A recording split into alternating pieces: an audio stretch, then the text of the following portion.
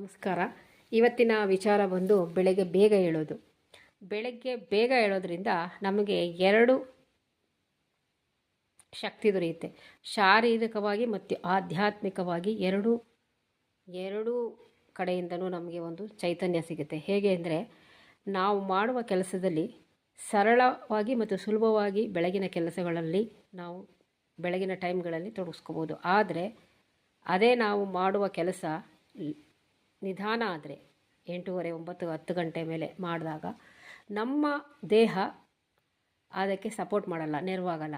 ಅದೇ ನೀವು ಬೆಳಗಿನ ಕೆಲಸ ಮಾಡಿ ಬೆಳಗ್ಗೆ ಎದ್ದು ಬೇಗ ಮಾಡೋದ್ರಿಂದ ಒಂದು ಒಳ್ಳೆಯ ಧನಾತ್ಮಕ ಶಕ್ತಿ ಸಿಗುತ್ತೆ, ವೈಬ್ರೇಷನ್, ಒಳ್ಳೆಯ ವೈಬ್ ಸಿಗುತ್ತೆ. ಹೇಗೆಂದರೆ ಬಾಡಿ ತುಂಬ ಆ್ಯಕ್ಟಿವ್ ಆಗಿರುತ್ತೆ. ಬೆಳಗ್ಗೆ ಎದ್ದ ತಕ್ಷಣ 5:30 ಟೈಮಲ್ಲಿ ನಾವು ಎದ್ದಾಗ ಏನೋ ಒಂದು ಚೈತನ್ಯ, ಮನಸ್ಸು ಸ್ವಲ್ಪ ಶಾಂತಿ, ನೆಮ್ಮದಿ, ಎಲ್ಲ ಕೆಲಸಗಳು ಸುಗಮವಾಗಿ, ಸರಳವಾಗಿ, ನಿಧಾನವಾಗಿ, ಚೆನ್ನಾಗಿ ಸಾಂಗವಾಗಿ ನಡೆಯುತ್ತೆ. ಅದೇ ನಾವು 8-9 ಗಂಟೆ ಮೇಲೆ ಮಾಡೋಕ್ಕೆ ಶುರು ಮಾಡಿದ್ರೆ ನಮ್ಮ ಬಾಡಿ ನಮಗೆ ಸಪೋರ್ಟ್ ಮಾಡಲ್ಲ ಅಷ್ಟೇ. ಸೈಂಟಿಫಿಕ್ಕಾಗಿ ಆಧ್ಯಾತ್ಮಿಕವಾಗಿ ಹೋದರೆ ಅದು ತಪ್ಪು ಅಂತ ಹೇಳ್ತಾರೆ. ಬಟ್ ಅದು ಯಾಕೆ ಈ ರೀತಿ ಹೇಳ್ತಾರೆ ಅಂದರೆ, ವೈಜ್ಞಾನಿಕವಾಗಿ ಅದು ಈ ಕಾರಣ ಬರುತ್ತೆ. ಬೆಳಗ್ಗೆ ಮಾಡೋದ್ರಿಂದ ಸುಲಭ ಆಗುತ್ತೆ, ಕೆಲಸ ತುಂಬ ಚೆನ್ನಾಗಿರುತ್ತೆ, ಮತ್ತು ಮನಸ್ಸಿಗೂ ಒಂದು ಯಾವುದೋ ಒಂದು ಕೆಲಸ ಮಾಡೋದಕ್ಕೆ ಪ್ರೇರಣೆ ಮಾಡುತ್ತೆ ಬೆಳಗಿನ ಜಾವದ ಆ ಟೈಮಿಂಗ್ಸು ಅಂತ ಅಷ್ಟೇ. 9 ಗಂಟೆ ಮೇಲೆ ಮಾಡೋ ಕೆಲಸಗಳು ಏನಾಗುತ್ತೆ ಅಂದರೆ ನಿಧಾನಗತಿಯಲ್ಲಿ ತಿರುಗುತ್ತೆ, ಮತ್ತು ನಿಧಾನ ಸೋಂಬೇರಿತನ ಸ್ವಲ್ಪ ಬರುತ್ತೆ, ಬಾಡಿ ಅದಕ್ಕೆ ಸಪೋರ್ಟ್ ಮಾಡಲ್ಲ ಅಷ್ಟೇ ಸ್ನೇಹಿತರೆ. ಅಷ್ಟೇ ಆಧ್ಯಾತ್ಮಿಕಕ್ಕೂ ಮತ್ತು ವೈಜ್ಞಾನಿಕಕ್ಕೂ ಇರೋ ವ್ಯತ್ಯಾಸ ಇಷ್ಟೇ. ಹಾಗಾಗಿ ನಾವು ಬೆಳಗ್ಗೆ ಬೇಗ ಎದ್ದೇಳಬೇಕು ಅಂತ ಹೇಳೋದು ಹಿರಿಯರು. ಬೇಗ ಹೇಳೋದ್ರಿಂದ ನಮ್ಮ ಬಾಡಿ ಸಿಕ್ಕಾಪಟ್ಟೆ ಆ್ಯಕ್ಟಿವ್ ಆಗಿರುತ್ತೆ. ಆ ಟೈಮಲ್ಲಿ ತುಂಬ ಏನಾದರೂ ಒಂದು ಕೆಲಸ ಮಾಡೋದಕ್ಕಾಗಲಿ, ಏನೇ ಒಂದು ಒಳ್ಳೆ ಕೆಲಸ ಮಾಡಬೇಕಾದ್ರೂ, ನಮ್ಮ ಮನೆ ಕೆಲಸ ಮಾಡಬೇಕು, ಹೊರಗಿನ ಕೆಲಸ ಏನೇ ಮಾಡೋದ್ರಿಂದನೂ ಚೈತನ್ಯ ಜಾಸ್ತಿ ಸಿಗುತ್ತೆ ಅಂತ ಹೇಳ್ತಾರೆ ಹಿರಿಯವರು. ಹಾಗಾಗಿ ಬೆಳಗಿನ ಜಾವ ಎದ್ದೇಳ್ತಾರೆ. ಮತ್ತು ಉದಾಹರಣೆಗೆ ಲಕ್ಷ್ಮೀ ಪೂಜೆ ಬೆಳಗಿನ ಜಾವ ಮಾಡ್ತಾರೆ.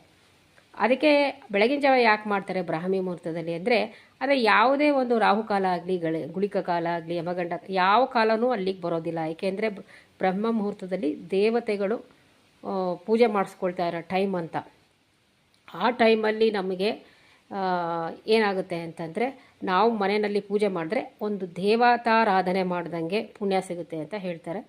ಆ ದೇವರು ನಮ್ಮ ಮನೆಗೆ ಬರ್ತಾರೆ ಅನ್ನೋ ಹಿಂದಿನ ಕಾಲದವರ ನಂಬಿಕೆ. ಬೆಳಗ್ಗೆ ಎದ್ದು ರಂಗೋಲಿ ಹಾಕಿ ಪೂಜೆ ಮಾಡಿ ಮನೆಯಲ್ಲಿ ಒಳ್ಳೆ ಧನಾತ್ಮಕ ಶಕ್ತಿ ಬರುತ್ತೆ ಅಂತ ಹಿರಿಯವರು ಹೇಳ್ತಾರೆ ಸ್ನೇಹಿತರೆ. ಹಾಗಾಗಿ ಬೆಳಗಿನ ಜಾವ ತುಂಬ ಉತ್ತಮ. ಅದಕ್ಕೋಸ್ಕರ ಅವರು ಲಕ್ಷ್ಮೀ ಹಬ್ಬನ ಬ್ರಾಹ್ಮಿ ಮುಹೂರ್ತದಲ್ಲೇ ಯಾಕೆ ಮಾಡ್ತಾರೆ ಕೆಲವರು ಅಂದರೆ, ಸುಮಾರು ಜನ ಇವಾಗ ಎಲ್ಲ 50% ಜನ ಮಾಡ್ತಾಯಿದ್ದಾರೆ. ಆ ರೀತಿ 50 75% ಜನನೇ ಬೆಳಗ್ಗೆನೇ ಬೇಗ ಮಾಡ್ತಾರೆ. ಅದು ತುಂಬ ಒಳ್ಳೆಯದು. ಆ ಟೈಮಲ್ಲಿ ಯಾವುದೇ ಒಂದು ಕಾಲ ನೋಡೋ ಇರಲ್ಲ. ಆದರೆ ನಾವು ನಾವು 8 ಗಂಟೆ 9 ಗಂಟೆ ಮೇಲೆ ಮಾಡಿದ್ರೆ ರಾಹು ಕಾಲದಲ್ಲಿ ನಾವು ಮಂಗಳಾರತಿ ಮಾಡೋದು, ಏನೋ ಒಂದು ಟೈಮಿಂಗ್ಸ್ ನೋಡ್ತೀವಿ, ರಾಹು ಕಾಲದಲ್ಲಿ ಬೇಡ ಅಂತೇಳಿ. ಆದರೆ ಆಗ ಟೈಮಿಂಗ್ಸ್ ನೋಡೋ ಅಗತ್ಯನೇ ಇರಲ್ಲ. ಹಾಗಾಗಿ ಬೆಳಗಿನ ಪೂಜೆ ತುಂಬ ಶ್ರೇಷ್ಠ, ಸರ್ವಶ್ರೇಷ್ಠ ಅಂತ ಹೇಳ್ತಾರೆ. ಸೈಂಟಿಫಿಕ್ಕಾಗಿ ಮತ್ತು ಆಧ್ಯಾತ್ಮಿಕ ಇವೆರಡರಲ್ಲಿರೋದು ಎರಡು ಅಷ್ಟೇ. ಎರಡು ತಾಳೆ ಹಾಕಿ ನೋಡಿದ್ರೆ ಒಂದೇ ರೀತಿ ಸಾಗುತ್ತೆ ಅಲ್ವಾ ಸ್ನೇಹಿತರೆ. ಹಾಗಾಗಿ ನಾವು ಹೆಚ್ಚು ಮಹತ್ವ ಕೊಡಬೇಕಾಗಿರೋದು ಶುಚಿತ್ವಕ್ಕೆ. ಶುಚಿತ್ವ ಎಲ್ಲಿರುತ್ತೋ ಅಲ್ಲಿ ಸೈನ್ಸ್ ಇರುತ್ತೆ, ಸೈನ್ಸ್ ಇರೋ ಕಡೆ ಆಧ್ಯಾತ್ಮಿಕ. ಈ ಎರಡೂ ಒಂದೇ ರೀತಿ ಆ್ಯಕ್ಟ್ ಮಾಡುತ್ತೆ ಅಲ್ವಾ. ಹಾಗಾಗಿ ಬೆಳಗಿನ ಜಾವದ ಕೆಲಸಗಳು ಸುಗಮವಾಗಿ, ಸುಲಲಿತವಾಗಿ ನಡೆಯುತ್ತೆ ಸ್ನೇಹಿತರೆ. ಅದೇ ನೀವು 10 ಗಂಟೆ ಮೇಲೆ ಮಾಡೋ ಕೆಲಸಗಳು ತುಂಬಾ ಕಷ್ಟಕರವಾಗಿರುತ್ತೆ, ಆಯಾಸ ಅನಿಸುತ್ತೆ, ಸೋಂಬೇರಿತನ ಹುಟ್ಟುತ್ತೆ, ಅದರಲ್ಲಿ ಹೆಚ್ಚು ಫಲ ಸಿಗೋದಿಲ್ಲ. ಅದೇ ಬೆಳಗಿನ ಜಾವ ಮಾಡಿ ನೋಡಿ, ಎಲ್ಲದಕ್ಕೂ ಒಂದು ಫಲ ಸಿಗ್ತಾ ಹೋಗಿದಾಗ ನಮಗೆ ಡೈಲಿ ಇದೇ ರೀತಿ ಮಾಡಬೇಕು ಅನ್ನೋ ಉತ್ಸುಕತೆ, ಉತ್ಸಾಹ, ಮನೋಭಾವನೆ ನಮಗೆ ಬರುತ್ತೆ ಸ್ನೇಹಿತರೆ. ಹಾಗಾಗಿ ಬೆಳಗಿನ ಜಾವ ತುಂಬ ಸರ್ವಶ್ರೇಷ್ಠವಾಗಿರುತ್ತೆ. ಇದನ್ನು ಕೆಲವರು ಈಗಲೂ ಕೂಡ ಬೆಳಗ್ಗೆ ಎದ್ದು ಆಚರಿಸ್ಕೋತಾ ಇದ್ದು, ಬೆಳಗ್ಗೆ ಎದ್ದು ಬೇಗ ಎದ್ದು ಕೆಲಸಗಳನ್ನು ಮಾಡಿ ಅವರವರ ಏನು ದಿನನಿತ್ಯದ ಕರ್ಮಗಳನ್ನು ಮುಗಿಸಿ ದಿನನಿತ್ಯದ ಕೆಲಸಗಳನ್ನು ಸುಗಮವಾಗಿ ಮಾಡ್ಕೊಳ್ತಾರೆ. ಕೆಲವರು ನಿಧಾನಕ್ಕೆ ಮಾಡಿ ಸಂಜೆವರೆಗೂ ಮಾಡ್ತಾರೆ ಅದೇ ಕೆಲಸನ. ಹೀಗಾಗ್ಬಿಡುತ್ತೆ, ಲೇಟ್ ಆಗುತ್ತೆ ಹೊರತು ಇನ್ನೇನು ಅಲ್ಲ.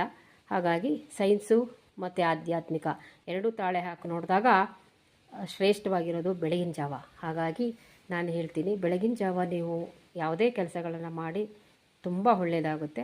ಜೊತೆಗೆ ನಮ್ಮ ಬಾಡೀಲಿ ಎಲ್ಲ ಒಂದು